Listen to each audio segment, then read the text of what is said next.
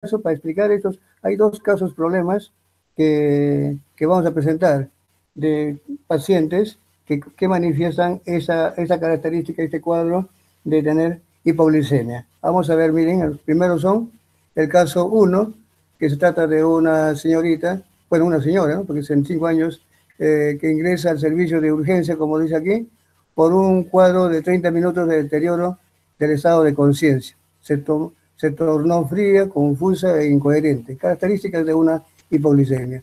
La familia informa que María tiene diabetes mellitus tipo 2 desde hace 9 años, hipertensión arterial, hipercolesterolemia e hipotiroidismo. Todo, miren, a lo que son ya características que ustedes van a ver ahora a partir de aquí, qué es lo que se les receta. Miren, dice, recibe tratamiento con glibenclamida. Ya ustedes van a preguntar, ahí te voy a preguntar también qué cosa es, para qué se habrá tomado esto. Luego dice metformina, losartán, amlodipino y lovastatina y levotiroxina. Eso es lo que, en base a lo que se observa en este paciente, el médico recomienda que debe tomar esto. La determinación de glucosa alcanzó un valor de 31 miligramos. Se inicia el tratamiento del paciente con bolo de dextrosa y se inicia el estudio para descartar accidente cerebro más vascular. Miren, aquí también hay otra cosa que tiene que ver. Son 31 miligramos por ciento. Valor normal máximo, el mínimo que puede darse son de 70 a 100. 31 es un valor muy debajo de lo que se espera. Es una hipoglicemia, realmente. El caso 2 es aquí de un varón. ¿Sigue usted? No está cambiando de diapositiva, solo se ve en la primera. ¿No está ¿está la segunda? A ver. Sí, es que no está cambiando diapositiva por diapositiva, sino Sí, se ve todo en conjunto. ¿A cuál se ve? Doctor, aprieta la parte de arriba donde dice habilitar edición. Aquí, a ver. ¿No se ve nada acá? Sí se ve las diapositivas, pero no se ve de que está usted cambiando. Ya, pero acá, por ejemplo, es ven el caso 1. ¿Este caso 2 se ve o no? Doctor, lo que estamos viendo ahorita exactamente en grande es esto, hipoglucemia, o sea, la carátula, solo eso, solo la carátula. Lo que le estamos diciendo es que no se está cambiando a otra diapositiva y por eso para poder bajar como usted quiere bajar, tenemos que habilitar edición. Hay una línea amarillita ahí arriba, dice habilitar edición A y ver, luego ya... voy a ver eso, ¿eh? Voy a salir y voy a volver a entrar, ¿ya? Doctor, solo aprieta en la línea amarillita de arribita que dice habilitar edición. Es que no hay acá nada de eso. No hay eso acá. En la parte de arriba, doctor, salga de las diapositivas, retroceda y le va a aparecer habilitar edición al momento de salir de las diapositivas. Aquí está, aquí lo tengo todo, mire usted, no, hasta aquí llego. Si vengo a lo anterior, ya no hay más. Última anterior, mostrar, vista ponderada, no hay, puntero, no hay nada. Vamos a ver acá, no hay nada. Tendría que salir. Voy a mejor, más fácil es para mí salir y entrar de nuevo. ¿Listo? Está bien, doctor. A ver, sí. Aquí, ya voy a ver. Ahora sí. Habilitar edición. Perfecto. A ver, acá está. Ahora sí. ¿Ahí? Doctor, ya no está compartiendo pantalla. Vuélvalo a activar la presentación de pantalla. A ver, vamos a ver.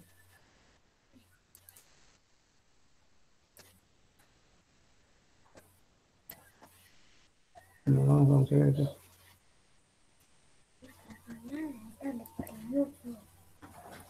A ver acá entonces, vamos a ver esto.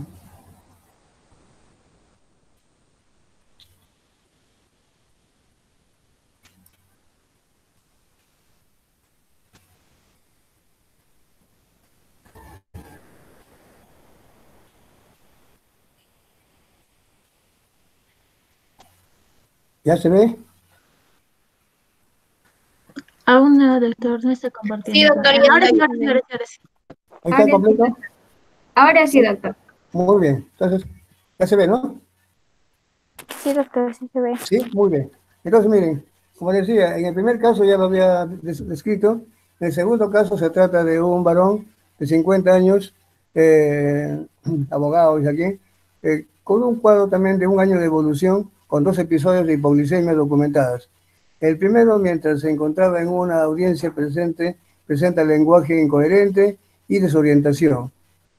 Fue llevado a urgencia, donde el médico de turno recomienda la determinación de glucosa, encontrándosele un valor de 34 miligramos, también un valor bastante bajo, una hipoglicemia.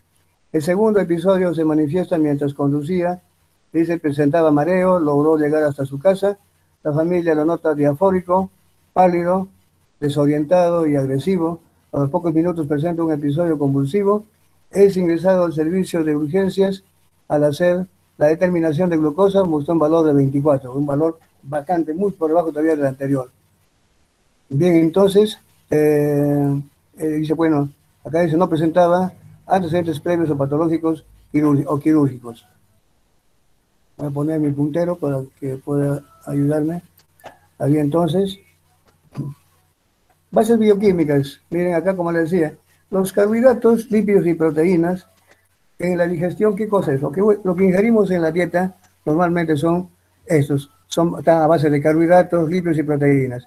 Estos en el tracto digestivo, por acción de enzimas digestivas, los carbohidratos por acción de enzimas amilasas, se degradan esas unidades, principalmente en este caso la glucosa, porque mayormente son pues, almidones, también puede haber disacaridasas, pero mayormente son la amilasa que degrada a los lípidos, a los polisacáridos de la dieta en glucosa, y si son otros, pues ya estarán allí algunas disacaridasas, pero son enzimas digestivas. Estas ya están prestas a ser absorbidas. Igual ocurre con los lípidos, por acción de lipasas, fosfolipasas o esterasas, los lípidos, sean triglicéridos, fosfolípidos o ésteres de colesterol, se degradan en sus componentes, entre de ellos el más importante son los ácidos grasos. Y las proteínas lo mismo, por acción de enzimas proteolíticas, es decir, pepsina, tripsina, quimotripsina, a nivel de estómago e intestino, también estos se degradan en sus componentes. Quiere decir que todos los nutrientes que ingerimos, carbohidratos, lípidos y proteínas, al final, en el tracto digestivo, terminan degradándose en sus unidades constituyentes. Estas están prestas a ser absorbidas. Estas logran pasar a la circulación y ser distribuidas posteriormente a cada uno de los tejidos, pasando por el hígado, lógicamente, primero. En la mayoría, ¿no? Aquí vemos justamente este hecho, ¿no? Como los carbohidratos, en este caso, por ejemplo, cómo se degradan, y la fructosa, por ejemplo, si hablamos acá de la fructosa, degradación de producto de la degradación, por ejemplo, ¿de qué podríamos decir? A ver, aquí la fructosa la tiene la sacarosa, que es fructosa y glucosa, ¿cierto? Bien, entonces la glucosa está acá. Si son almidones, básicamente soy pura glucosa. Y son otros, pueden dar otros sacáridos. En este caso, si es fructosa, estos ya ingresan a través de este transportador de glucosa, llamado el GLUT5, y así son ingresados. Mientras que la glucosa, que es el carbohidrato mayoritario de la digestión de almidones, esa glucosa no ingresa sola, sino que tiene que ser arrastrando, llevando consigo a sodio. Lo hace a través de este sistema de cotransporte, transporte de glucosa y de sodio. Es un transportador, así se le llama, es un sistema de cotransporte. Esta glucosa no entra sola si es que no va acompañada de sodio. Y así es como ingresan los dos. Una vez que está dentro de la glucosa, pues también ahora esas pueden pasar a la circulación a través de estos transportadores de glucosa que se llaman el GLUT2, igual que ocurre aquí para la fructosa, también el GLUT2 que lo va incluyendo, que lo va incorporando a la circulación. La sangre se encarga de distribuir la glucosa, llevarlo primero por el hígado y luego a todo el organismo. Algo parecido también ocurre miren aquí entonces, como decía, para el caso de la glucosa, va aparte en algunos tejidos, como el caso del cerebro, hígado, riñón, corazón, básicamente esa glucosa puede ingresar directamente. Mientras que otros tejidos, mayormente como es el caso del tejido muscular y, y el tejido graso, requiere realmente de insulina. La insulina favorece la captación o el ingreso de glucosa del torrente circulatorio hacia estos tejidos. Mientras que otros tejidos no requieren la presencia de ningún de insulina, directamente ingresan dentro. Miren, ¿qué ocurre normalmente? ¿Qué es lo que hace normalmente la insulina? Es sintetizada por las células beta de los islotes de Langerhans. A través de esta insulina, a través de un mecanismo muy grande llamado transducción de señales o transmisión de señales, la insulina va a favorecer, en la mayoría de casos, va a desfosforilar a estas enzimas que van participando en la glucogénesis, o sea, síntesis de glucosa, la lipogénesis, síntesis de lípidos, proteogénesis, es decir, síntesis de proteínas, colesterogénesis, síntesis de colesterol, y la glicólisis. Estos son todos los mecanismos que son favorecidos por la presencia de insulina, una vez que glucosa está ingresada dentro, sea sin necesidad de insulina, o sea a favor o presencia de insulina. Una vez que está dentro, la insulina en cualquiera de estos tejidos va a favorecer estos. Claro que cuando hablamos de síntesis de glucógeno, de glucosa o de glucógeno, eso normalmente va a ocurrir en hígado, pero otros tejidos van a ser utilizados solamente. Entonces, pero todo esto es favorecido, repito, por insulina, cualquiera que sean estos tejidos que están aquí mostrando. Solo la captación, en algunos tejidos no requieren que haya insulina para que sean captados, pero eso sí, lo que tiene que ocurrir dentro siempre es comandado por insulina. ¿Qué hace insulina, por ejemplo, aquí cuando vemos? Ocurre que cuando hay glucosa inmediatamente va a nivel mitocondrial, va a generar ATP. Eso ya lo sabemos. La producción de ATP generado por glucosa, este incremento de glucosa va a aperturar canales de potasio. Este incremento de potasio externo va a favorecer la apertura de canales de calcio. Provoca a través de una despolarización, va a aperturar canal de calcio. Entra calcio, y calcio cuando se incrementa aquí dentro de la célula, este va a favorecer la liberación de insulina. Esta célula es la célula de los islotes de Langerhans del páncreas. Esto ocurre en el páncreas. Cuando hay glucosa en circulación, inmediatamente es como un sensor.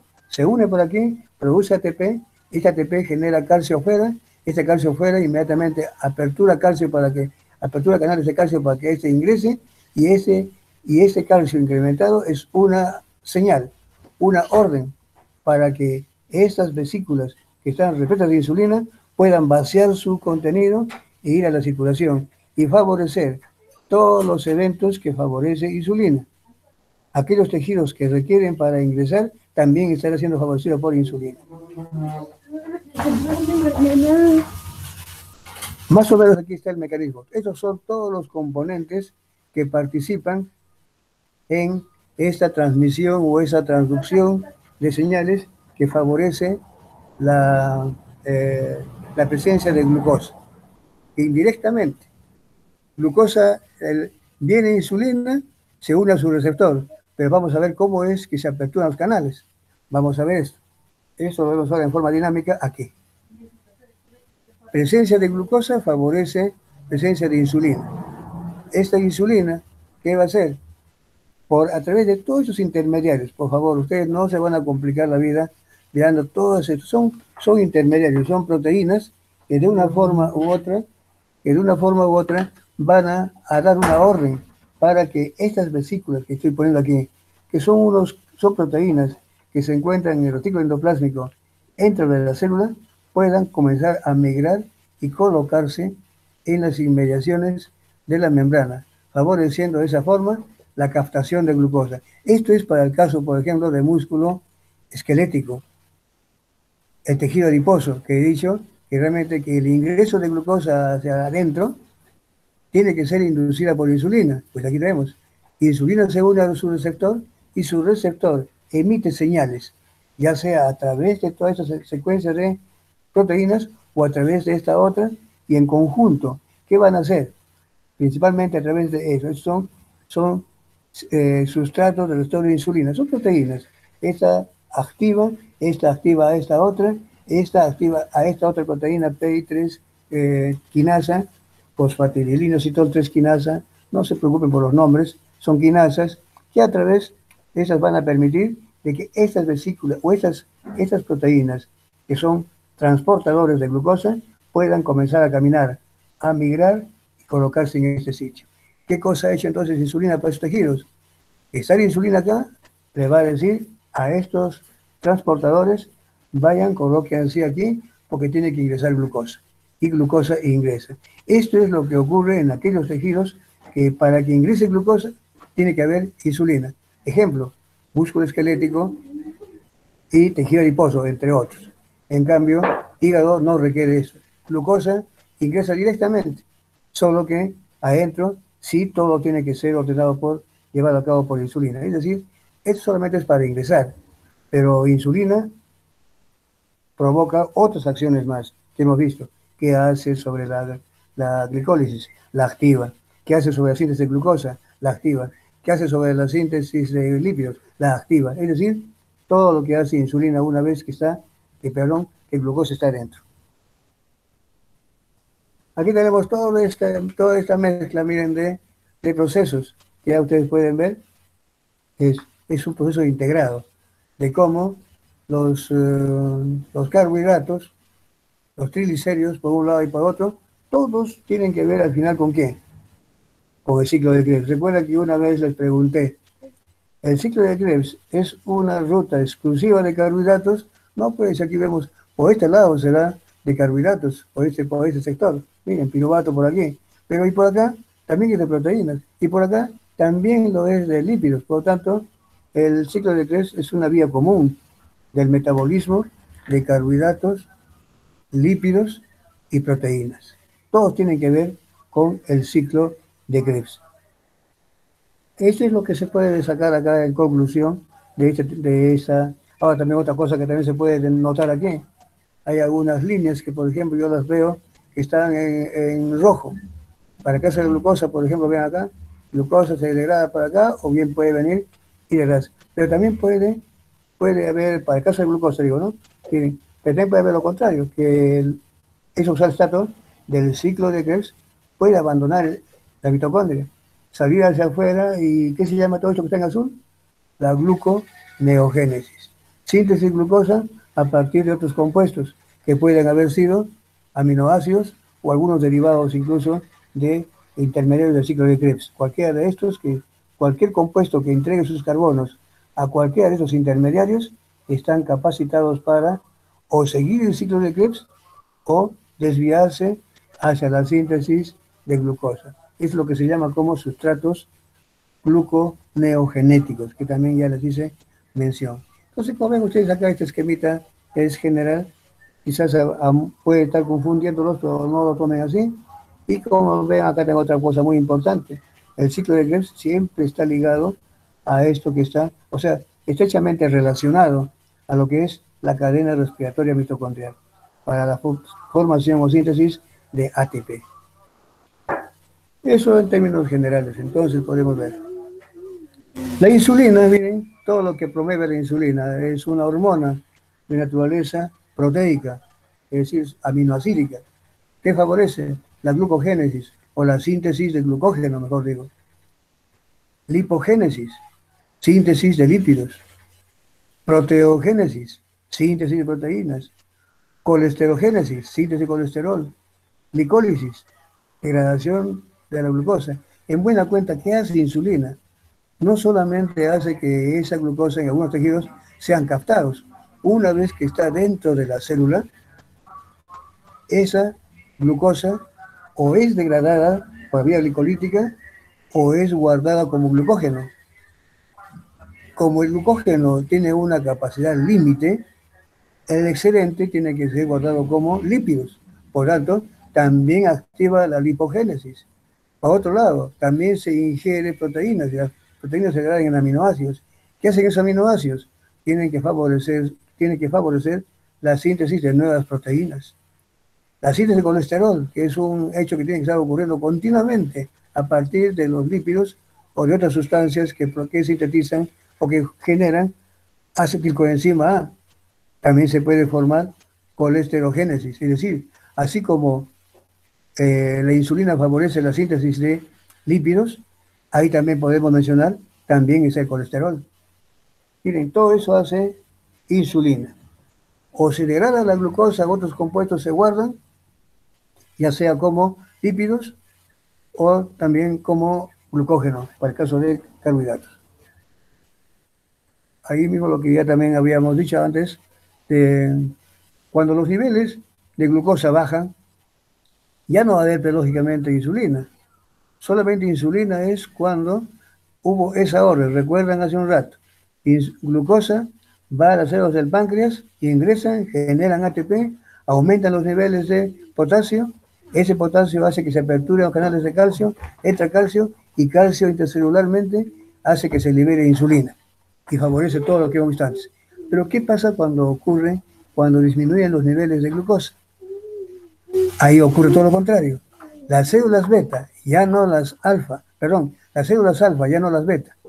Las células alfa son otras, también del páncreas. Estas generan glucagón o glucagón. ¿Estas qué van a hacer?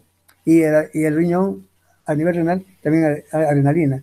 Quiere decir que niveles bajos de glucosa van a generar que estos tejidos, las células alfa del páncreas y el riñón, genere glucagón y adrenalina respectivamente. ¿Qué hacen estos? Todo lo contrario que acabamos de hablar. Fosforila las enzimas activando. ¿A quién? La glucogenólisis. Entonces ahora ya no favorece la síntesis, ahora esto favorece la degradación. La lipólisis, ya anteriormente era que favorecían la síntesis de lípidos, esta la degradan. La anterior, la insulina favorecía la síntesis de proteínas, esta favorece la degradación de proteínas. Antes había que favorecía la glicólisis, esta favorece la gluconeogénesis, la vía, podemos decir entre comillas, inversa. Ya no se degrada el glucógeno, perdón, la glucosa, sino ahora tiene que sintetizarse si es que ya no hay glucógeno. Miren, esto hace el glucagón y adrenalina. Ahí están los dos, ya como un resumen: glucogenólisis, lipólisis, proteólisis y gluconeogénesis. Nunca se olviden de eso.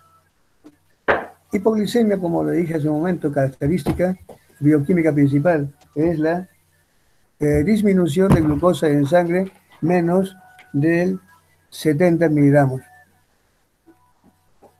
Una hipoglicemia moderada se dice entre 70 a 40 miligramos.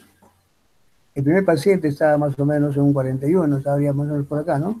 En cambio el otro estaba ya muy por debajo. Severa menos de 40 miligramos. La hipoglicemia, como dice, causa la activación de las células del hipotálamo que determinan primero, descarga del sistema nervioso simpático. Dicha activación producirá síntomas tales como sudoración, todo eso que manifestaba los pacientes, principalmente el primero que habían mencionado, se explica por este hecho. La sudoración, las palpitaciones, estado de ansiedad, la activación del sistema nervioso parasimpático, que producirá manifestaciones tales como cambios en el tamaño pupilar y aumento en la secreción de saliva por la parótida, tanto hipotermia por la sudoración y vasodilatación periférica, como hipertermia por las convulsiones y edema cerebral. Miren las dos cosas. Finalmente, coma y muerte. También puede haber neuroglucopenia, cuyos síntomas son fatiga, hambre, trastornos del comportamiento. Recuerdan que se mostraba una persona un tanto agresiva al comienzo, síntomas visuales, focalidad neurológica, coma y muerte. Eso lo manifiesta el segundo paciente, que tiene mucho más todavía, más bajo el nivel de glucosa. Causas de hipoglicemia: estados de hiperinsulinismo, administración exógena de insulina. Esto es uno de los grandes problemas que tienen los diabéticos. Hipoglicemia inducida por etanol, eso también lo vamos a explicar, creo que ya le mencioné algo, ustedes van a recordar seguro un poco de lo anterior. Hipoglicemia inducida por drogas, como las sulfonilureas, la quinina, esto que se usa mucho para la malaria, propanolol, fenilbutasona, salicilatos, etcétera, una serie de medicamentos que pueden inducir esos efectos de hipoglicemia. Disfunciones orgánicas, enfermedades hepáticas también pueden estar asociadas. Estos incluyen cirrosis hepática, insuficiencia hepática fulminante, congestión hepática. ¿Recuerdan ustedes de que cómo se puede explicar que una enfermedad hepática pueda conducir a una hipoglicemia? Yo les podía decir ahorita, pero prefiero, como hay poquitas preguntas, prefiero eso dejárselas para que ustedes me puedan dar algunos acercamientos, pero este hecho vayanlo teniendo muy en cuenta. ¿Por qué? ¿Cómo se puede explicar? La explicación muy sencilla, ¿no es cierto? Pero ustedes me lo van a decir ahorita. Enfermedades renales, igual. Las hipoglicemias pueden ocurrir en insuficiencia renal crónica cuando se asocia a enfermedad hepática, fallo cardíaco congestivo, sepsis, etc. Sepsis, la hipoglicemia puede observarse en sepsis por gram negativos, colangitis, abscesos hepáticos, SIDA, resultado de ayuno, insuficiencia renal y tratamiento con pentamidina. Vamos a ver acá, entonces, bueno, sigue todavía, un poquito más antes de las preguntas. Dice, la nutrición parenteral total y tratamiento insulínico para hipercalemia, grandes quemados, también, miren, junto a sepsis, shock o fracaso renal agudo, causas endocrinas, tales como hipopituitarismos e hipoadrenalismos, pueden ser causa de hipoglicemias. El ayuno, eso es muy conocido, pero hay casos donde el ayuno tiene un nivel de glucosa normal, pero cuando hay un ayuno donde los niveles ya son más allá de los normales, ya eso llama la atención. También vamos a ver eso. Hipoglicemia, la glicemia facticia producida por inyecciones de insulina o ingestión de antidiabéticos orales de forma voluntaria. También vamos a explicar eso.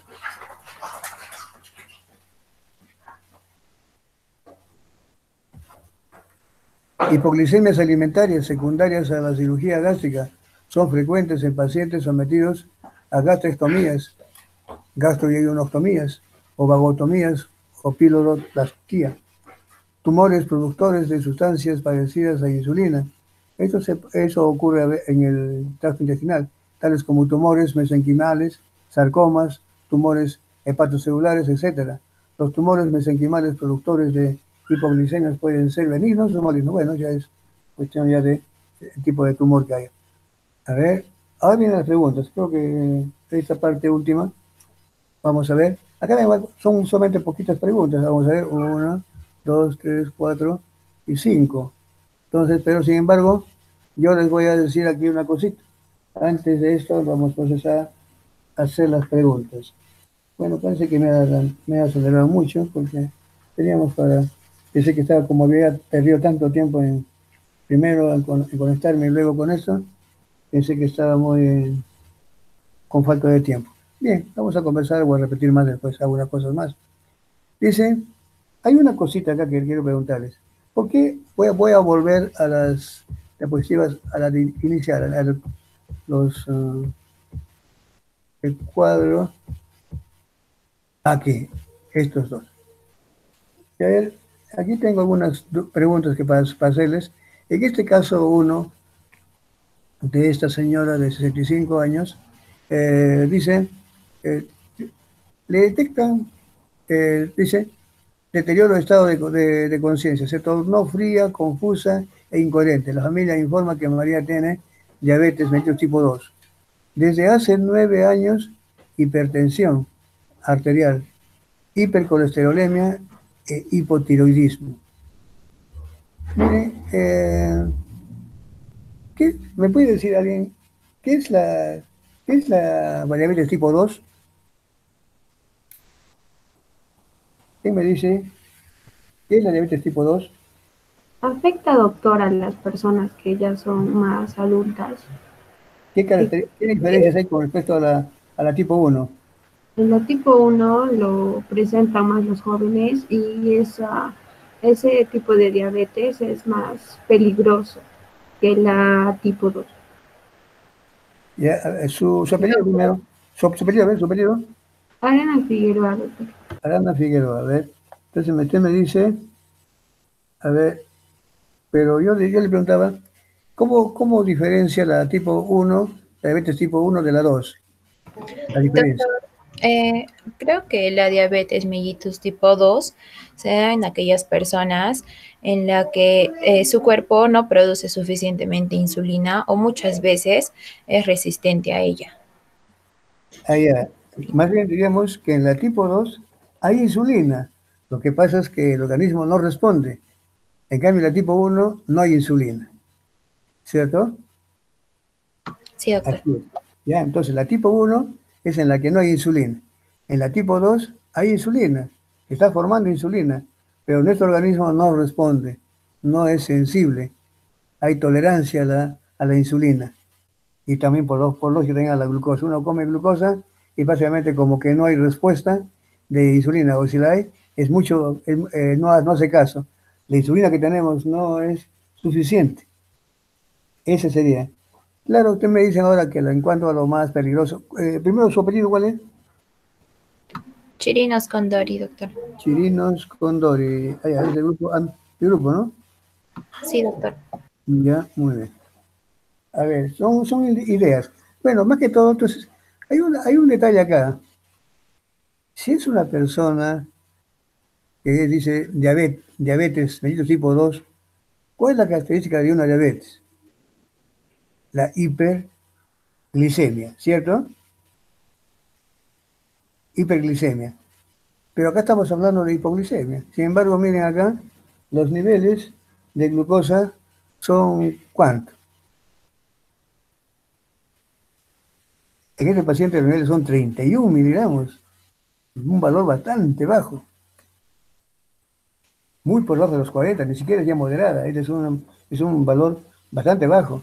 Yo pensaba antes, me había confundido en ese momento. Los 31 miligramos por ciento es valor, ya no es ni siquiera hipoglicemia moderada, es baja, bastante baja. Pero sí se dice acá, confusa, dice la familia informa que María tiene diabetes mellitus tipo 2 desde hace 9 años, hipertensión arterial, hipercolesterolemia e hipotiroidismo.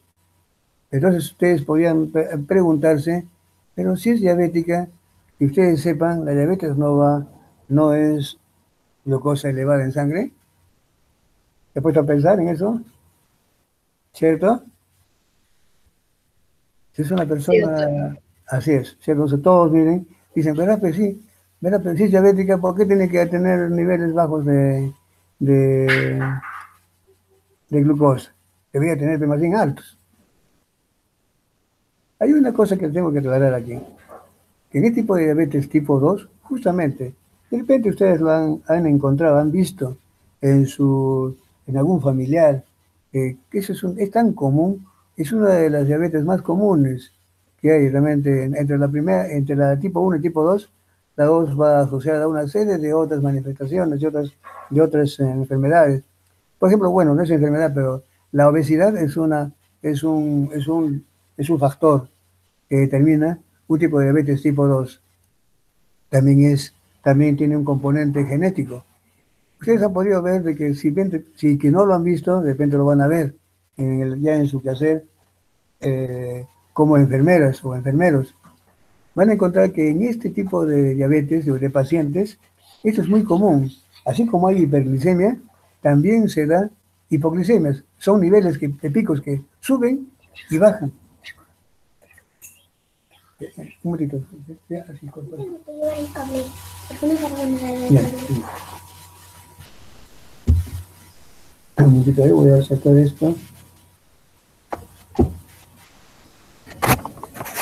Ya dije todo el cable. ¿Qué es acá? Dije todo el cable. Usted no cargó nada. Sácate otro cable. No sé. Bien, a ver, vamos a ver entonces. Me disculpan, estábamos aquí tomando con mi hijo, está haciendo clases también. Bien, entonces aquí le decía que eso entonces hay que tomar muy en cuenta, que este tipo de diabetes es muy común, esos picos. Así como pueden estar altos, hay momentos en que estos bajan. Entonces, esos mareos que a veces vienen es por no es por una hiperglicemia, sino más bien por una hipoglicemia. Eso es muy común. Este paciente tiene esas cosas. Aparte que tiene otros problemas.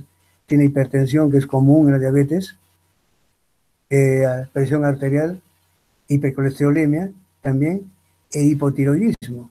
Miren, todo eso eso normalmente así es como a veces se presentan los pacientes. No es una cosa donde solamente viene por diabetes y su glucosa está elevada, no, viene con otras complicaciones. Y en ese caso ya el médico, ustedes, tienen que tener mucha precaución, qué cosa es lo que se debe indicar para estos pacientes, ya que no solamente es bajar, o en ese caso, si la glucosa está baja, ojo, hay que ver cuándo baja. ¿Siempre está bajo o es que solamente ha sido picos? ¿Qué tipo de diabetes es? La tipo 2. Entonces, además, ¿qué cosa tiene? Hipertensión. Ojo, no vayan a darle algo como para el diabético común y corriente, pero que también es hipertenso. O tiene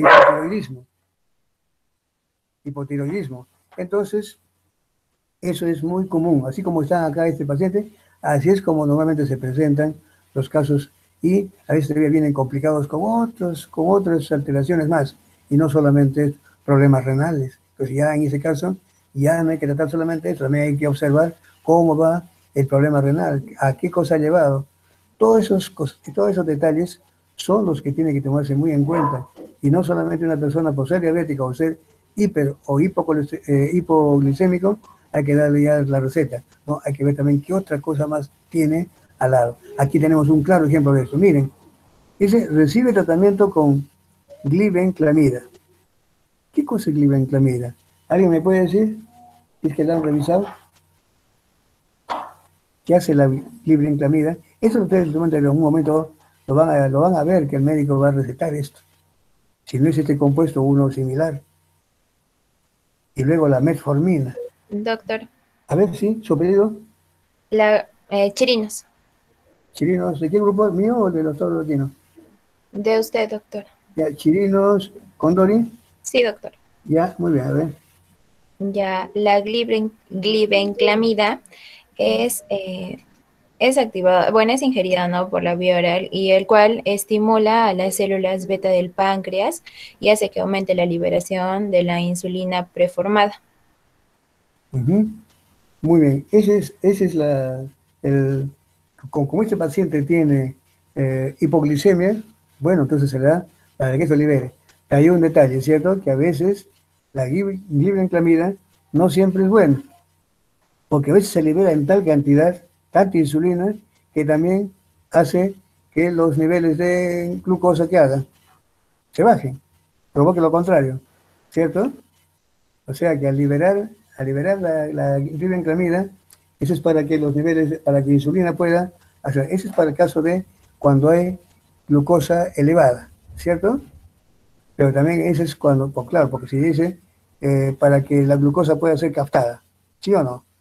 Entonces se libera insulina para que esa pueda ser captada y de esa forma mejorar esa hiperglicemia, porque es un diabético. Pero aquí se corre con el riesgo siguiente, de que también esta tanta liberación de insulina se produce que puede llevar a la hipoglicemia que estamos aquí tratando. Entonces aquí viene otro hecho. ¿Qué hace la metformina? A ver, otra persona. Yo, doctor, yo. ¿Ya? ¿Su apellido? Cancino Avellano. Cancino Vellano. Allá. Cancino Vellano. Allá es mi grupo, ¿no? Sí, sí, sí. Sí. Bueno, yo he usado metformina, por eso es que sé para qué sirve. Ayuda a controlar la cantidad de glucosa, la de azúcar en la sangre, y también es para disminuir la glucosa que absorbe la persona de sus alimentos y la cantidad que se forma en el hígado. Así es. Miren, esta es la diferencia con glibenclamida, es de que glibenclamida lo que hace es favorecer que se libere insulina. Es un diabético tipo 2, recuerden. Este libera insulina, pero no lo suficiente, que nuestro organismo no hace caso. ¿Qué hace eso? Favorece que se libere más, para que así recién pueda obedecer. Pero llevamos a ese problema de que puede conllevar también a una hipoglucemia. En cambio, la metformina, como usted lo dice, más que todo regula. ¿Y qué hace? No hace que se incremente más insulina, sino hace que los receptores para insulina se tornen más sensibles. O sea que con la insulina que tenemos suficiente, esta metformina hace que estos receptores, que están un poco sordos, digamos así, se tornen más activos y comiencen a actuar. Eso hace metformina. No incrementa la insulina, sino hace que esos receptores o la metformina puedan favorecer la mejor captación de la glucosa, disminuyéndola. Estamos hablando de un diabético tipo 2, ¿cierto? Bien, acá dice ahora, ¿y el losartán? ¿Alguien? A ver, el grupo del doctor Aquino. Ya, profesor. Sí, a ver, Lucero Salas. ¿su apellido? Lucero Salas. ¿Salas Tejada? Sí. Ya, muy bien. A ver, diga usted. Bueno, ya yo pude buscar en los Losartán que este es el primer miembro de la familia de los antihipertensivos orales, que son denominados, que son, bueno, le decía, profesor, el losartán es uno de los primeros miembros de la familia de los antihipertensivos orales, que Ajá. es denominada antagonista de los receptores de angiotensina tipo 2. Sí. Losartán actúa como metabolito activo que son antagonistas selectivos del receptor AT1, ¿no? Se compara mucho con el captopril, Así es. que es un fármaco que bloquea mucho la conversión de la Así es. angiotensina. Esta entonces es una droga que va dirigida hacia la hipertensión, ¿cierto? Porque este paciente también tiene hipertensión. Entonces la hipertensión arterial justamente es el losartán, que al inhibir los receptores de la angiotensina 2 va a favorecer esto. Y la la amlodipino, otra persona. Profesor, ¿Sí? hierba, ¿Apellido? hierba carrilla. Hierba Carrillo, muy bien, diga usted. El anlodipino es un medicamento que se va a usar para, en ese caso, para el dolor de pecho y enfermedades. También pueden ser medicamentos que son llamados como bloqueadores del canal de calcio. Así es. Eso prácticamente hace la misma acción de lo que hace el losartán. El losartán también es para la hipertensión. Son agentes antihipertensivos. Como hay hipertensión, hay que vasodilatar. Y los dos hacen. Uno lo hace a través de la inhibición de los receptores de angiotensina 2 y el amlodipino lo hace bloqueando los canales de calcio que son necesarios para que eso se pueda dilatar, ¿cierto? Así es. Entonces los dos van dirigidos hacia la hipertensión arterial. Muy bien, señorita Hierba Carrillo. Aquí también a este paciente también se le da lovastatina. ¿Con qué objeto será la lovastatina? Yo, profesor. A ver, su apellido. Arauz Calci. Arauz Calci. Arauz Calci. ¿De qué grupo? De usted, profesor. Ahí decía, Arauz Calci Charo. Hable usted. Este medicamento sirve para inhibir una enzima en específico que es la HMG coenzima reductasa. Esta cataliza la conversión de la HMG coenzima a mabelonato. Así es. Esta entonces va dirigida contra la hipercolesterolemia que tiene este paciente, ¿cierto? Miren, todo esto que se le da es justamente para mejorar el estado que se observó en lo que muestra arriba, la hipercolesterolemia. Entonces, para eso va la lovastatina. Y la levotiroxina, a ver, otra persona, Yo, profesor. ya, su apellido, Sigues López. Siguas López, Carla, muy bien, a ver, diga usted. Ya, la levotiroxina es una forma sintética de lo que es la tiroxina, que es una hormona tiroidea, y es usada como reemplazo hormonal en pacientes con problemas de la tiroides. Así es. Porque este paciente tenía, recuerden, vean arriba, ahí mencionaba que tenía hipotiroidismo. Entonces, la forma de también de mejorar ese estado de hipotiroidismo es dándole, o sea, hipo quiere decir baja cantidad de tiroxina. Entonces se le da la levotiroxina, que es una de las formas, creo que es la L, ¿no es cierto? Es la L-tiroxina, que es la que, o también llamada levotiroxina, que es la que para más que todo favorecer este estado de hipotiroidismo, para mejorar el estado de hipotiroidismo. Miren, todo esto que está aquí, como ven ustedes, es hecho en base a lo que se observa en este paciente. Sin embargo, miren, entonces, es un paciente, como ven, es un paciente diabético, tipo 2. Todo esto es contra la diabetes y todas sus otras complicaciones que muestran. Pero aquí, además de eso, tiene un problema. Glucosa alcanzó valor de 31. Ojo, esos son los picos que tienen estos pacientes. Ese es el gran problema. Y ustedes seguramente en su práctica profesional lo van a encontrar. Eso es muy común, estos aumentos y estas bajadas bruscas que llevan a una hipoglicemia. Dice acá de 31 miligramos%. Se inicia el tratamiento del paciente con bolo de dextrosa y se inicia estudios para descartar accidente cerebrovascular. Miren, entonces, esto es lo que se ha visto en este paciente. En el paciente 2, antes de pasar a las preguntas, ¿qué cosa más aquí podríamos sacarle provecho para preguntar? Una cosita, evolución de estos episodios, lenguaje incoherente, presentación, tuvo recomienda atención de glucosa, 34, miren, también son bajos. Fue manifiesto, conducía, mareo, familia, diafórico, es decir, aquí está con mucho, diaforesis quiere decir mucha sudoración, ¿cierto? Que la familia lo notó diafórico, es decir, muy sudoso, pálido, desorientado y agresivo. Es bueno también ya esos términos que usamos acá. Podemos poner la palabra que también, la palabra, como se dice, vulgar, pero esos términos, esos que ponemos acá, diaforético, ya son términos que ustedes lo van a escuchar hablar. Así que por eso conservamos acá. Nada nos hubiera costado poner acá, se nota sudoroso, ¿eh? Pero esa palabra no la usan mucho en el hospital, usan estos términos que son técnicos, pero diafórico o diaforético, pálido, desorientado y agresivo. Recuerden ustedes que también hay compromiso neuronal. Cuando los valores son tan bajos, también hay compromiso de una hipoglicemia a nivel neuronal, ¿cierto? Y ahí se ve todo eso que está acá, esta agresividad. A los pocos minutos presenta un episodio convulsivo. Es ingresado por servicio de urgencias. Al hacer la determinación de glucosa mostró un valor de 24. Miren, ¿a qué nivel ya llegó? Incluso llegó a alcanzar 24. No presentaba antecedentes previos patológicos o quirúrgicos. ¿Qué pasó con este paciente? Vamos a ver.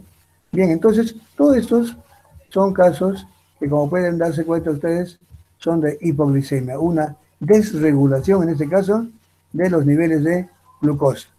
Así como pueden ver elevados, también pueden darse casos de valores bajos. Y acá preguntas que son muy pocas en realidad, pero tenemos para sacar algunas otras e indagar sobre algo más. ¿Cuáles son las manifestaciones de un paciente con hipoglicemia? A ver, me lo dice. Profesor, ¿yo puedo responder? ¿Ya? Tapia Díaz. ¿Ya digo usted su nombre? Tapia Díaz, Darling. Tapia Díaz, muy bien. ¿Y usted? Bueno, algunos síntomas de la hipoglucemia serían también la inestabilidad, el nerviosismo o ansiedad, sudoración, escalofríos, irritabilidad o impaciencia, confusión incluyendo también delirio, latidos cardíacos rápidos, mareo o vértigo, hambre y náuseas, somnolencia, visión borrosa, discapacidad, hormigueo o entumecimiento en los labios y lengua, dolores de cabeza, ira, la terquedad o tristeza, también la falta de coordinación. Esos serían algunos síntomas. Así es. Creo que usted lo ha hecho todo, prácticamente todas las manifestaciones. Muy bien. Esas son las manifestaciones de un paciente con hipoglicemia, ¿cierto? Miren, para que vean cómo puede repercutir. Y eso es, han visto ustedes, al decir cada término que usted está mencionando, sudoración, desorientación, incoherencia, ya estoy viendo de cómo está el compromiso de muchos órganos o tejidos, porque estos no es más que el reflejo de cómo se están afectando por falta de glucosa algunos tejidos.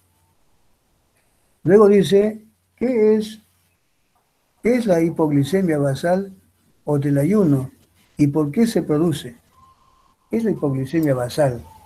A ver, otro. Yo, doctor, Cancino Vellano. Sí. No, ¿quién te sueña? ¿Dónde está Cancino Vellano? Ah, es de mío, ¿no? A ver, sí, de mi grupo.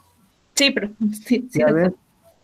Ya, la hipoglucemia del ayuno se produce después de que la persona pasa 8 horas o más sin comer por estar en ayunas y se produce también porque puede que la persona esté consumiendo medicamentos como siliciatos, como la aspirina, bebidas alcohólicas, o también puede tener enfermedades graves que afectan al hígado, al corazón, a los riñones. Ya cuando dice hipoglicemia basal, ¿cuál normalmente es la hipoglicemia basal, el valor? ¿Puedo participar, doctor? Ya, Quizás sí, sueñe. sí. Yo sé, ¿sí? Ay, ya, está dentro de lo que son las hipoglucemias no diabéticas, que son dos, la del ayuno y la reactiva. La del ayuno, esto que siempre casi sucede, de que la persona pasa 8 horas o más sin Sí, comer. la basal o del ayuno, ¿cuál es? ¿Por qué se produce? Se produce por bebidas alcohólicas, ciertos medicamentos o suplementos de hierbas, como el fenogreso, ginseng o la canela. Se puede producir también por los ejercicios, condiciones médicas como enfermedad del hígado, hipotiroidismo y tumores, también trastornos alimenticios o malnutrición y también una cirugía estomacal o hemodiálisis. Ya ha mencionado usted algunas. ¿Puedo participar? Sí, a ver, sí, pero ¿quién habló primero? Antes. Quispe sueña, del doctor Aquino. Quispe Sueña, ya, muy bien. Ahora sí, a ver, señorita, que usted iba a participar. Sí, Wes López. Sí, Guadalupe López, Carla, ya, muy bien. A ver, diga usted. Ya, los valores de normalidad se sitúan entre los 70 y los 110 miligramos por decilitro de sangre. Y en Eso es los niños normal. pequeños, los Eso es valores normal, ¿cierto? normales se sitúan Sí. entre 40 a 100. Y es lo que se conoce como glucemia Ujú. basal. Pero ¿Y también la basal? cuando la glucemia basal se sitúa entre los 110 a 128 miligramos por decilitro, se considera que existe una alteración de los niveles de glucosa en el organismo de tipo prediabético. Y me dice, no, pero los niveles de glucosa son ¿de cuánto a cuánto? De 70 a 100, a 100, sí, más claro, ¿cierto? De 70 a 110, lo normal. Eso es normal. ¿Y la hipoglicemia basal? Es de 110 a 128. ¿Pero cómo va a ser? ¿110? No, doctor. No es de La 100 a de glucosa 125. sanguínea en ayunas se encuentra por Sí. debajo de los 100 miligramos por decilitro. Ya, así es. Ya, esa es hipoglicemia del ayuno, normal, ¿cierto? Sí, doctor. Claro, sí, claro. Y acá cuando uno dice por qué se produce, es su apellido. ¿Usted tiene a ver su apellido? Chirinos, profesor. Chirinos. Sí, eso es, como hemos dicho, están diciéndolo bien, sino que quería para que ustedes lo remarquen bien nada más, pero están hablando bien. Claro, unos dicen 110, pero eso como dice la hipoglicemia basal, pero yo digo, ¿por qué entonces dice hipoglicemia basal? Entonces debe ser 70. 70, ¿cierto? Hipoglicemia es 70, 60. Bueno, podemos decir, hay unos que consideran que es desde los 60 a 100. Otros mencionan de 70 a 100 a 120. Pero en todo caso, la glicemia normal, o sea, lo normal no se dice hipoglicemia, está entre los 70 a 100. Pero cuando hablamos de hipoglicemia, debe ser el valor mínimo. En este caso, debería ser los 70. Pero acá, o del ayuno, claro. Cuando uno está en ayuno, la glucosa, ¿a cuánto llega? Eso es lo que queríamos decir. Cuando uno está en ayuno, acá vamos a hablar bastante. Cuando uno está en ayuno, uno ingiere glucosa o alimentos y este puede llegar incluso a 120 o un poquito más. Hay un pico que se puede, pero inmediatamente se regula y esto baja, y cuando estamos ya más o menos en un ayuno, es como ahorita ustedes mismos, y yo también. ¿Cuánto creen ustedes? Ahí yo soy en una hipoglicemia, ustedes también. De repente ya el desayuno lo tomaron hace un rato. Pero como están en casa, puede estar de repente cada ladito con una tacita y están tomando algo. Pero normalmente, entre comida y comida, realmente hay un estado de ayuno. Ese es el ayuno normal. Hay pero ese es un estado de... Hay hipoglicemia, la glicemia se mantiene, pero en un nivel basal, ¿cierto? La pregunta que les hago acá ahora es lo siguiente. Esa glucosa, que por ejemplo a las 4 horas de ayuno, ¿puede haber hipoglicemia? Imagínense ustedes que ahorita su mamá no vino y no hay el almuerzo. Acaba la clase a las 2 de la tarde, 3, y no hay almuerzo. Y ustedes están en ayuno. ¿Cuánto creen ustedes su glucosa se habrá bajado habrán estado en un estado de hipoglicemia? Doctor, bueno, ¿Sí? hasta lo que tengo entendido, el hecho de ayunar es de 8 a 12 horas. Ya, Sí, en sí. eso de 8 a 12 horas, cuando ustedes van y le dicen, vamos, Amado, venga mañana para que tomemos una muestra de sangre, venga en ayuno, esa glucosa, ¿cuánto creen ustedes que debe estar? Normal es que esté entre los 70 a 100, ¿cierto? Pero están en ayuno. Pero eso Yo, es, ¿sí?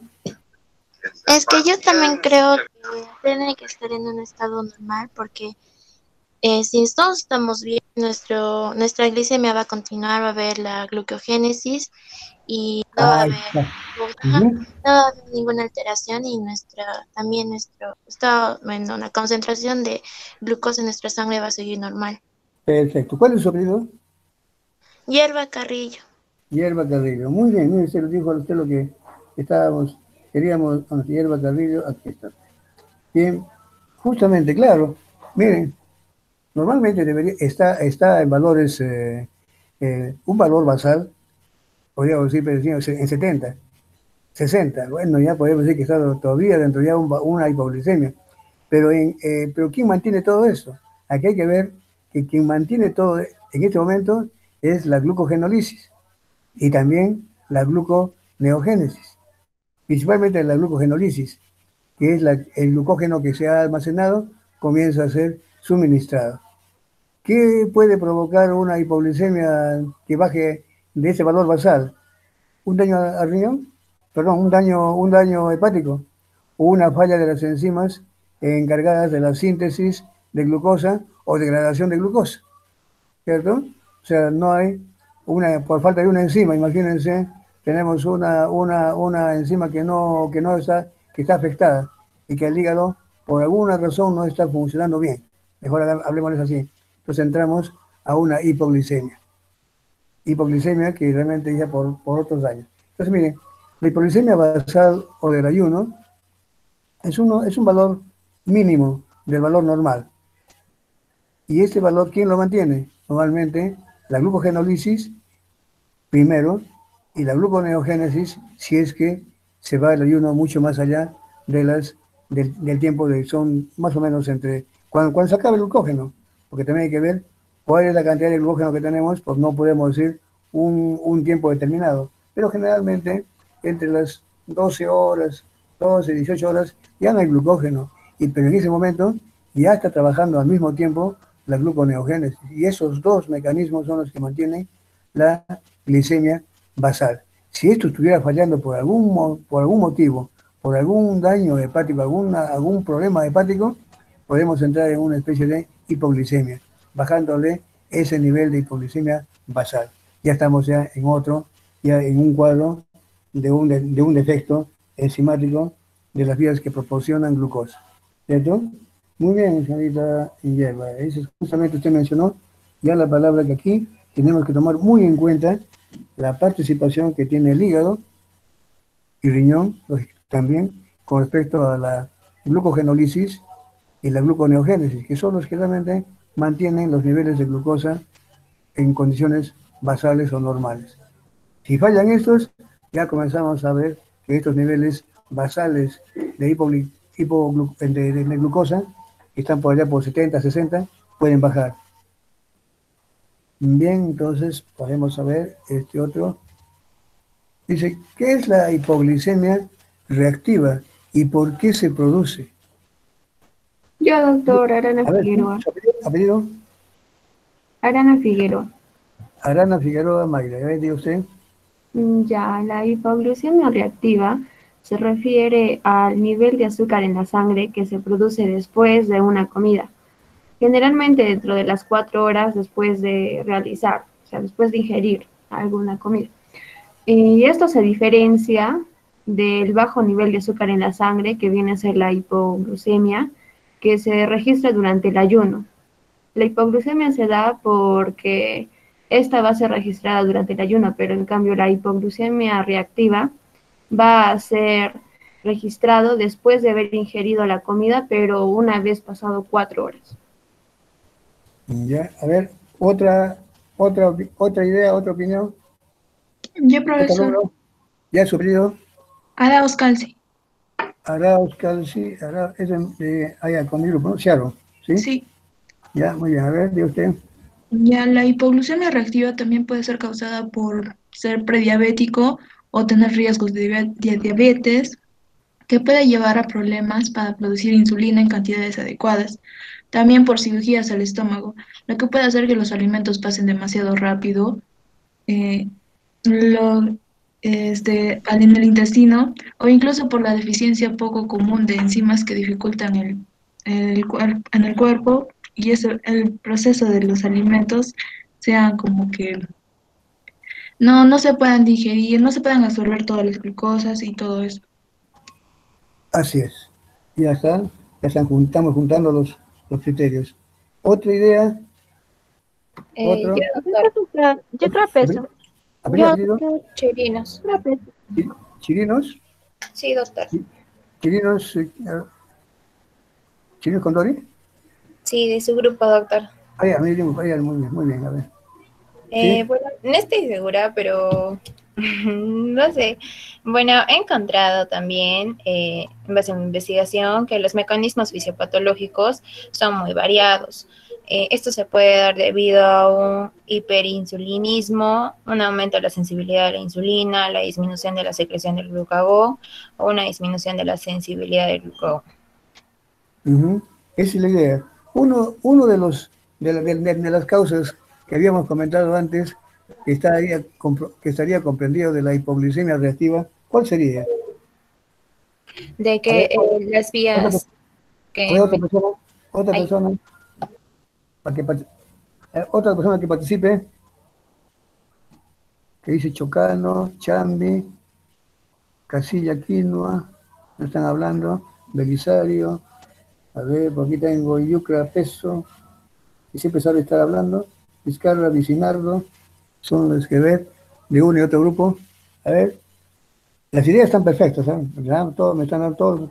Ahora les digo, un ejemplo de lo que habíamos comentado más antes, de un tipo de hipoglicemia reactiva, ¿cuál sería? Ya, doctor. Creo que es porque el cuerpo produce más insulina de la necesaria. Ajá, por ejemplo, ¿cuándo?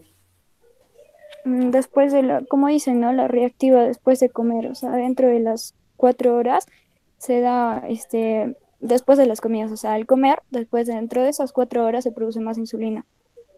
Ajá, está bien. ¿Su apellido? Siwas López Carla. Siwas López Carla. Siwas López Carla. Dice, a ver, una cosa, yo le digo entonces un ejemplo. Ese ejemplo que pusimos en el caso anterior de esa persona que, como dice, borracho que come miel, pobre de él, ¿estará dentro de este grupo o no? Yo creo que sí, doctor, porque al momento de ingerir el alcohol no va a producir lo que es la glucosa, la gluconeogénesis, va a inhibir y no va a poder producir. Pero justamente ahí es lo que íbamos a decirles, ¿no? Miren, cuando hablamos de esta hipoglicemia reactiva es por causa de otro agente, ¿cierto? Como ustedes ven, pero puede ser un medicamento. El alcohol, por ejemplo, ¿qué hace el alcohol? El alcohol lo que hace es realmente potenciar la insulina que está presente, normalmente tiene una capacidad de actuar. Pero ¿qué pasa cuando está el alcohol? Es como si hay como 5, normalmente el alcohol hace que estuviera trabajando como si fueran 20. ¿Cierto? Entonces, eso ya hablamos de una hipoglucemia tipo reactiva. Es decir, si una persona está con un nivel de, imagínense que está, como el caso de la persona que había ingerido alcohol, estaba ingiriendo alcohol, ya tenía sus niveles de insulina normales, estaban trabajando a como si hubiera más, una cantidad, es como si había como 60, los valores mínimos, o mejor, digámosles, si había como un valor de A, como si fueran 60, estaba trabajando como si fueran 120. Y sobre eso todavía el alcohol va a hacer que, bueno, y si allí se comió más dulce, pues le produjo más insulina y a trabajar no con sus niveles, sino potenciados. Esto le bajó los niveles de glucosa y prácticamente la llevó a un valor prácticamente de una hipoglicemia, que es por la razón por la cual los que beben mucho generalmente quedan dormidos, ¿no? Es una hipoglicemia. Es un tipo, es una de las tantas clases. Ustedes lo han dicho, hay muchos fármacos que pueden provocar este tipo de hipoglicemia. Hay que tener muy en cuenta todo eso para los pacientes, a quién se le da. Eso es lo que les estoy hablando yo, realmente es lo que ustedes van a encontrar seguramente. A veces una persona cuando se automedica, que no es bueno, no tiene esas precauciones. Uno le puede preguntar a una persona que tiene, yo tengo lo mismo, a menos las manifestaciones, y le digo para no ir al hospital o al seguro, digo, ¿y qué te han dado a ti? Me dicen tal cosa, muy bien, yo también tengo lo mismo, voy a tomar lo mismo. Ojo, el médico le ha hecho un examen a ese paciente y él, de acuerdo a lo que sus resultados, le ha indicado por algo. En algunos casos da resultados, lógicamente, pero en otros casos no hay que hacer eso, porque cada persona, el médico sabe por qué, y ustedes van a ver por qué ese paciente recibe esa cosa y por qué no. Hay que tomar en cuenta las otras alteraciones que pueda tener o las consecuencias. Entonces, miren, esto es muy bueno tener en cuenta. Esto es muy común, la automedicación hoy en día. Tiene sus motivos, ¿no? Más que todo económicos, pero no es del todo bueno. Siempre hay que tener muy en cuenta que cuando se tiene una alteración de tipo metabólico, donde puede haber complicaciones, mejor es recurrir al facultativo para que él nos diga qué es lo que se debe hacer, y él va a estudiar. ¿Tiene usted tal cosa? No, no puedo darle esto, pero sí podemos, entonces vamos a mezclar esto con esto para que así no tenga el efecto que si se le da a cualquier paciente que tiene un problema de hipoglicemia o diabetes. Bien, miren, esto es todo lo que les hago mención, entonces va orientado siempre a esos hechos muy comunes que se presentan en el quehacer, como ustedes como enfermeros van a ver a cada rato, esos problemas que ocurren como accidentes, y a veces tenemos que buscar algún culpable, a ver quién fue el que dio, quién no dio, por qué le dio, y todas esas cosas. Y echar la culpa inmediatamente al médico que hizo, o a la enfermera que le alcanzó, y tanta cosa, ¿no? Eso hay que tener mucho cuidado. Dice, ¿por qué se producirá hipoglicemia asintomática? Primero, ¿qué es hipoglicemia asintomática? ¿Qué está sueño, doctor? ¿Alguien que no haya hablado? A ver, está Alvis Quispe, Diego, está Franco Belisario, está Mayra Casilla, que siempre hablaba, ahora no sé qué ha pasado, Chambi Talavera.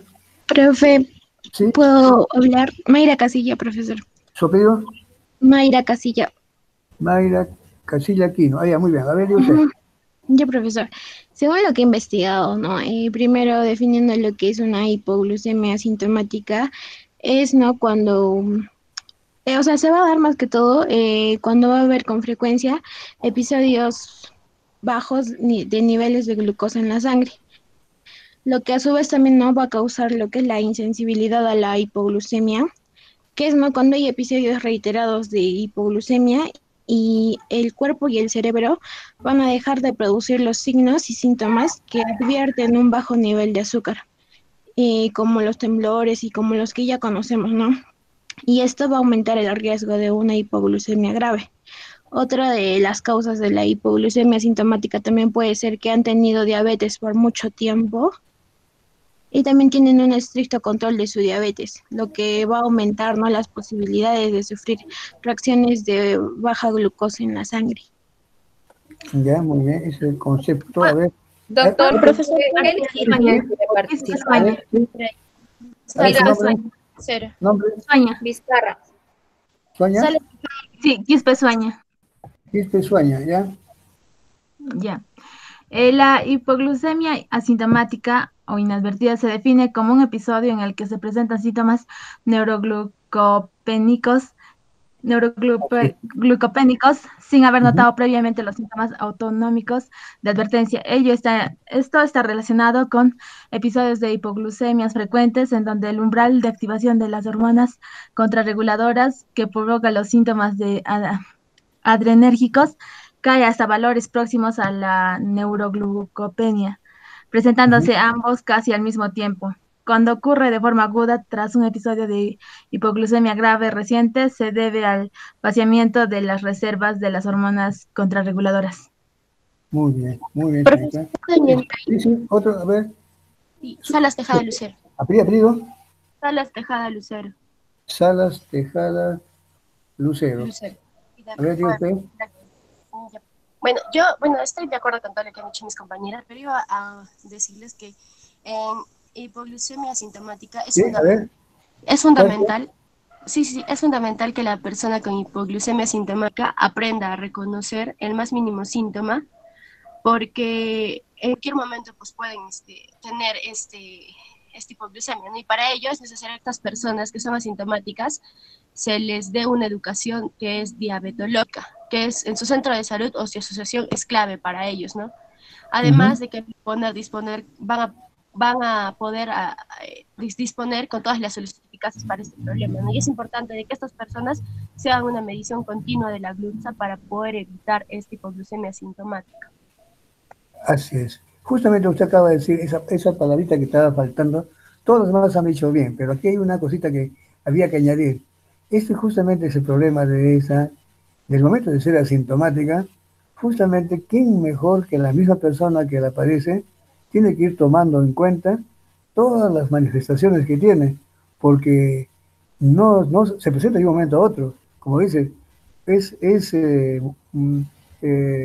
como puede estar muy bien y de un momento a otro se presenta el cuadro. Entonces, ¿qué se siente en esos momentos? Antes, esos hechos tiene que irlos comunicando a su médico tratante. Cuando tenga entonces ya inmediatamente lo va a ir, como dice, previniendo, haciendo ver de que cómo se le viene. O sea que el hecho mismo de llamársele asintomática, pero no hay forma de poder decir, bueno, usted tiene una hipoglucemia asintomática, no, justamente se presenta de un momento a otro. Las causas son, como ya lo han dicho ustedes, muy variadas, pero qué mejor la misma persona que la padece ir anotando las características y los síntomas que a él mismo le van a indicar de que está ya próximo a sufrir un proceso de hipoglucemia que se le puede venir de un momento a otro, ¿no? Doctor. ¿Sí? ¿Sobrio? Doctor, a través del chat está participando. ¿Le puedo dictar qué es lo que han dicho? Sí, a ver, ¿de quién es? Ya, entonces le digo el nombre. Geli Rocío Vizcarra Cicinardo. Vizcarra Cicinardo, ya, sí. Ya. Vizcarra ha comentado de que la hipoglucemia sintomática ocurre en aquellas personas que con frecuencia tienen episodios de bajos niveles de glucosa en sangre, han tenido diabetes por mucho tiempo, tienen un estricto control de su diabetes, lo que aumenta las probabilidades de subir reacciones de baja glucosa en la sangre. Además, Rosalinda Yucra Peso también ha comentado y dice que la hipoglucemia sintomática ocurre con frecuencia en pacientes que tienen episodios de bajos niveles de glucosa en la sangre, que han tenido diabetes por mucho tiempo y tienen un estricto control de su diabetes, lo que aumenta las probabilidades de sufrir reacciones baja de glucosa en la sangre. Además de ello, también ha participado Beatriz Tapara Rayán. Tapara, Sí, doctor. ¿Tapada? ¿Tapada todavía? Sí, doctor. Ya, muy bien. Y lo que he comentado es que la hipoglicemia sintomática tiene antecedentes de hipoglicemia severa, ejercicio, sueño, también de día, el consumo de etanol, glucemias cercanas a la normalidad. Y Ya. por último, Cancino Avellano ha comentado de que está relacionado con está relacionado de episodios de hipoglucemias frecuentes. A veces la gente tratada con píldoras liberadoras de insulina o insulina pierde la capacidad de detectar el azúcar baja en la sangre, una condición conocida como hipoglucemia asintomática. Muy bien, muy bien. La Cancino Avellano, sí, acá está, Mayra, ¿no? Cancino Avellano, Mayra, Miriam, ¿no? Sí, doctor. Sí, muy bien. Ya, gracias. Perfecto. Bien, qué bien. Así, entonces, vamos viendo también que también escuchar a los demás. Pero no te preocupes por tanto, si no han participado aquí, también hay el pasito que después se va a tomar. No hay ningún problema. Pero me gusta esas intervenciones, su afán de responder y estar atentos. Muy, muy, muy bien. ¿Cuáles son, dice aquí, las causas de hipoglicemia? Bueno, acá pues, a ver, es casi, ¿cuáles son las causas de la hipoglicemia? Otra persona, a ver, ¿qué dice? Hasta ahora no escucho muchas personas acá, a ver. Alvis Quispe, ¿no está? Alvis Quispe, Franco Belisario, ¿qué dice Chambi Talavera? Adrián, los varones Doctor, están. a través del chat ha participado Velázquez Velázquez, ¿qué? Rivera. Ahí dice el doctor Aquino, ¿no? Me supongo que sí, doctor. Velázquez, Rivera, Aramis. ya. Ya, ha comentado de que la causa más frecuente de la hipoglucemia es el efecto secundario de los medicamentos que se usan para tratar la diabetes. Demasiada cantidad de insulina u otros medicamentos para tratar la diabetes pueden provocar una disminución significativa del nivel de azúcar en sangre y causar hipoglucemia. La hipoglucemia también puede producirse si no comes tanto como lo habitual después de tomar los medicamentos para tratar la diabetes o si lo haces más ejercicio del que harías normalmente. Otra, a ver, otra participación. Chocano, Caracela, ¿no está? Chambi Talavera, Belisario Torres, Alvis Quispe. ¿Qué ha pasado con los varones? Están haciéndonos quedar mal. No ha participado ningún varón. ¿Qué ha pasado? Chambi Talavera siempre hablaba. ¿Qué ha pasado con Chambi? Después otro que tampoco era Franco. Bueno, Franco Belisario, Diego. ¿No hay sus señores no han venido? Bueno, a ver, cualquiera entonces, nuevamente, ¿alguien quiere más participar? ¿Algún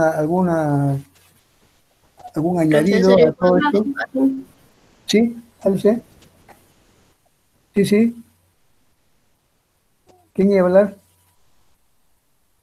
Quispe Sueña. Quispe España. Sí. Vizcarra, doctor. A ver, Quispe España. Quispe España. La hipoglucemia se produce cuando tu nivel de azúcar en sangre o glucosa baja demasiado. Existen varias razones por las que esto puede suceder. Las más frecuentes son el efecto secundario de los medicamentos que se usan para tratar la diabetes. También puede ser un exceso de ejercicio físico o falta de ingesta de alimentos. Ciertas formas de alcohol que pueden causar niveles bajos de azúcar en sangre y ciertos tipos de tumores que afectan al páncreas, insulinoma. Así es. El páncreas, por el hecho de que al afectar al páncreas, su apellido, ¿cuál? ¿Su apellido? Quispe Sueña era. Ahí, Quispe España, está bien, perfecto. Ahí, sí, ya lo puse. Entonces, ¿Puedo justamente, participar? sí, diga usted, hable usted. Ya. ¿Apellido? Siguas López. Siguas López. Ya, a ver. Ya, hay causas que se dan en pacientes que tienen diabetes y otras que no tienen diabetes. Los que tienen diabetes se puede dar, por ejemplo, los que tienen demasiada cantidad de insulina o también medicamentos para tratar la misma diabetes. Y para disminuir el nivel de azúcar en la sangre para no causar lo que es la hipoglucemia. Y en pacientes que no tienen diabetes se puede dar por medicamentos, también por tomar medicamentos para la posible causa de hipoglucemia o también consumo excesivo de alcohol. También algunas enfermedades claves como ciertas enfermedades graves del hígado, como una hepatitis grave, puede provocar hipoglucemia. Trastornos renales también o Ujú. hambre prolongada. También por superproducción de insulina, Así es. frecuente en el páncreas, un insulinoma y deficiencias hormonales por glándulas suprarrenales y la hipófisis. Así es. Muy bien, señorita. Ha hecho una buena recopilación. ¿Su Profesor, apellido? ¿Su apellido? ¿Su apellido? ¿Hay oyentes? Sí, Wes López. Sí, Iván López. Ah, ya la puse aquí. Muy bien. profesor, Muy bien. Sí, diga usted. quiero agregar algo cortito acerca Sí, sí. también de la causa de la hipoglucemia, que Sí. esta puede también generarse a partir del consumo periférico secundario a hiperinsulinismo, así como a defectos del transporte celular de glucosa o falta de combustible. En este caso que viene a ser la energía, ¿no? Los ATP. Ya, así es. Doctor, A ver, su apellido. Arana Figueroa, doctor. Arana Figueroa, Mayra. Muy bien, señorita Mayra. Mire usted, algo también, eh, ustedes me han hecho mención de varios eh, aspectos. Me gusta eso porque ya están revisando, como ya estamos acabando el curso, entonces ya ustedes se pueden dar cuenta de manera integral cómo las vías metabólicas están prácticamente correlacionadas. Por ejemplo, me han dicho, ahí, bueno, eso me han dado a entender, pero yo quisiera aclararles bien. Efectivamente, miren, cuando hay imagínense que haya una mala absorción o mal uso de lípidos. ¿Puede llevar esto a una hipoglucemia? ¿Qué me dicen? Una, ¿Cómo, no- doctor? una falla o una alteración en la utilización de lípidos puede llevar a una hipoglucemia. ¿Quién me dice? ¿Y por qué? Doctor, ¿Sí? creo que si no hay una buena síntesis de lípidos, no va a haber tampoco gran cantidad de ATP y al no ver entonces también va a disminuir todo lo que concierne a la energía que el ser humano necesita. ¿Y por qué baja la glucosa? Porque no va a haber conductores, ya que tampoco se va a producir muchos ATPs a partir de la síntesis de colesterol. No, sin glucosa. Ya, usted usted por ahí cerca. A ver, toma su intervención. ¿Cuál su apellido? Arana Figueroa, doctor. Arana Figueroa. Está usted muy cerquita. Que me dice, justamente quiere usted hacer la integración. Me gusta esa idea. ¿Viste?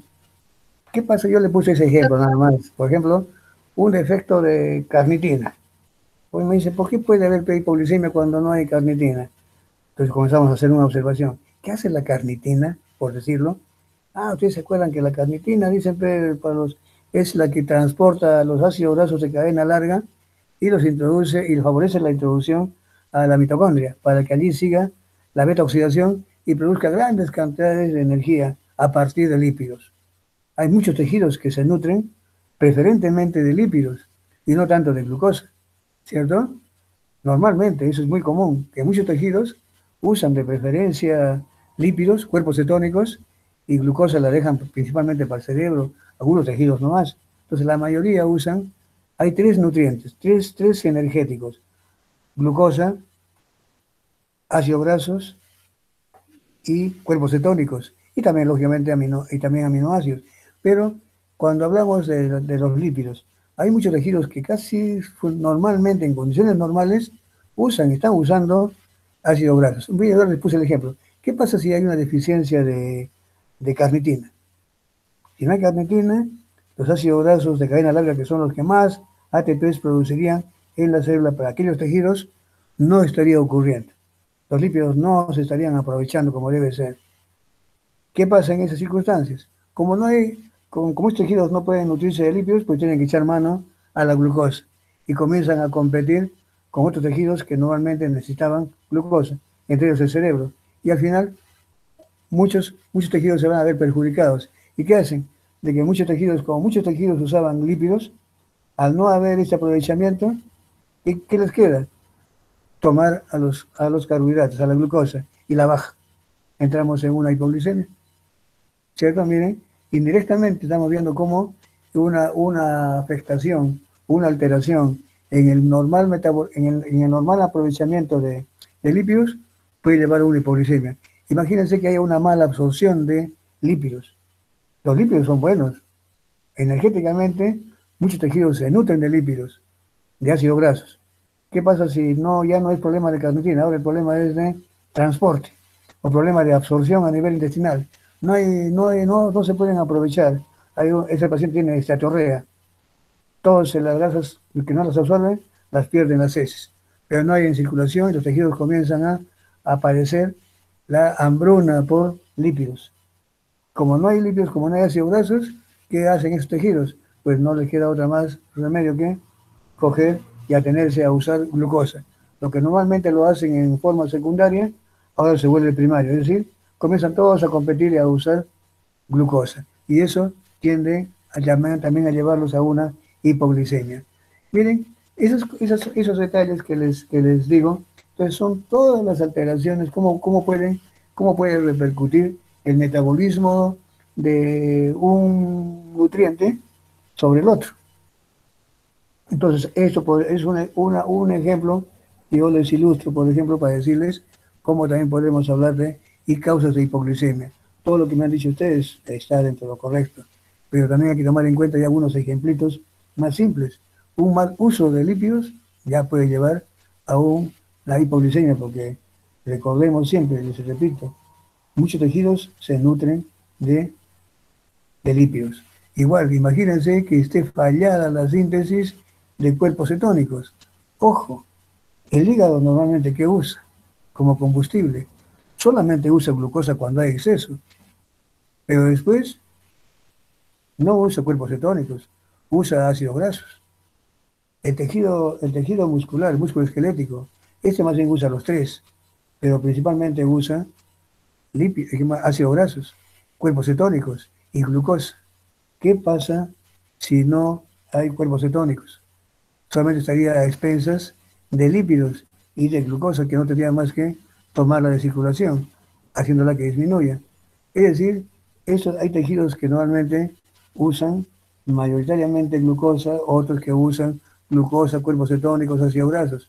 Cualquier falla, cualquier defecto en la utilización de otros nutrientes, no les queda más a estos tejidos que echar mano a la glucosa y pueden llevar a una hipoglicemia. Bien, así es la bioquímica. Es muy bonita cuando uno comienza a interpretar y básicamente integrar todas las vías metabólicas de carbohidratos, lípidos y proteínas. Ninguna de estas vías ocurren por sí solas. Hay un capítulo, creo que ustedes tienen al final, o creo que no está, pero donde se trata, y a ese esquemita que les ha mostrado allí el doctor Aquino en su diapositiva, realmente es muy ilustrativa. Ahí les ve cómo las vías metabólicas, las más importantes, de carbohidratos, lípidos y proteínas, todas se integran. Todas observan al ciclo de Krebs como el centro de atención del metabolismo, pero también cómo unas pueden ocurrir en un sitio, otros pueden ocurrir en otros. Miren, entonces, me ha gustado a mí la participación de la gran mayoría de ustedes. Ese interés por participar es bueno, consérvenlo siempre.